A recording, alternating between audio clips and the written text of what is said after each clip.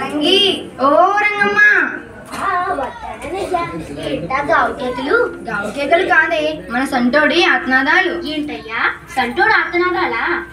వామ్మో వాయ్యో నా పుట్టిన ఏమన్నా అన్నాడా? నీ పుట్టిన చల్లగుండా నీ పుట్టిందనే ధైర్యమానాది. మరి ఏంటయ్యా?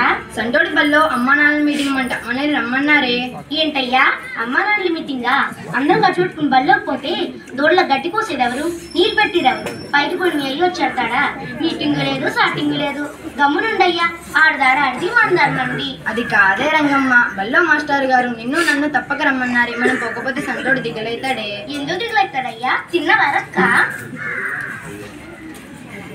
అది కాదే అమ్మా, మా మాస్టర్ గారు నిన్ను నాన్నని తప్పక తీసుకురమ్మన్నారే. ఈవేళ మీరిద్దరూ రాకుంటే నేను బళ్ళకి పోను. వెళ్ళనంటే వెళ్ళనంతే.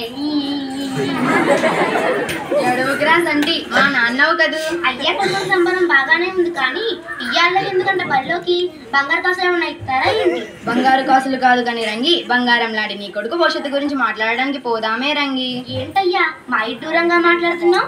బంగారం లాంటి కొడుకు భవిష్యత్తు గురించా? అవును రంగి, సంటోడు బల్లో ఎలా చదువుతున్నాడో, ఎలా రాస్తున్నాడో, ఎలా ఉంటున్నాడో ఆడి బాగోగుల విషయాలన్నీ మాట్లాడడానికి పోదామే రంగి. పోదామే రంగి, మా మంచి రంగమో కదూ. ఇట్లాంటి ఎవరికి ఏమీ కదులేదు, కానీ సంటోడు భవిష్యత్తు గది గిది అని అంటున్నావుగా. పోదాం లేవయ్యా.